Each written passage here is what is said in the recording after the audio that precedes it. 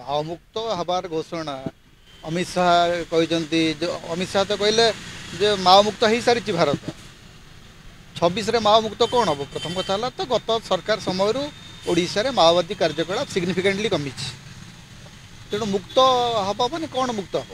ମାନେ ଦେଖନ୍ତୁ 70 ଦଶକରୁ ଭାରତରେ ନକ୍ସଲବାଡ଼ି ଆନ୍ଦୋଳନ ଆରମ୍ଭ ହେଲା ପରଠୁ ଆଜି ପର୍ଯ୍ୟନ୍ତ 30-35 ବର୍ଷ ହେଲାଣି, 40 ବର୍ଷରୁ ଅଧିକ ହେଲାଣି ନକ୍ସଲବାଡ଼ି କାର୍ଯ୍ୟକଳାପ ଚାଲିଛି।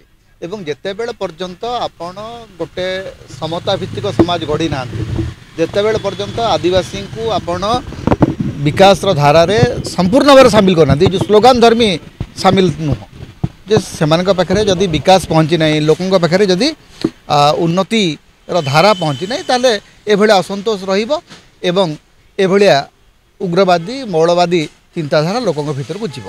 ତେଣୁ ଉଗ୍ରବାଦୀ ଚିନ୍ତାଧାରାକୁ କେବଳ ସ୍ଲୋଗାନ ଦେଇକରି ଆପଣ ବନ୍ଦ କରିପାରିବେ ନାହିଁ। ସେଥିପାଇଁ ଆପଣଙ୍କୁ କାମ କରିବାକୁ ପଡ଼ିବ, ଲୋକଙ୍କ ପାଖରେ ପହଞ୍ଚିବାକୁ ପଡ଼ିବ।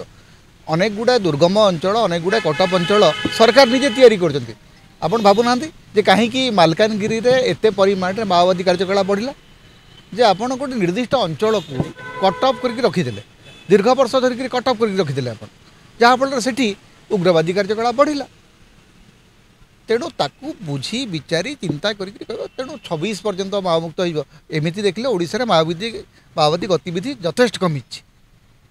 ତେଣୁ 26 ପର୍ଯ୍ୟନ୍ତ ନୁହଁ, ମୁଁ ଆଜି ବି କହିବି ଯେ ଓଡ଼ିଶାରେ ସେମିତି କିଛି ମାଓବାଦୀ କାର୍ଯ୍ୟକଳାପ ବିଶେଷ ନାହିଁ।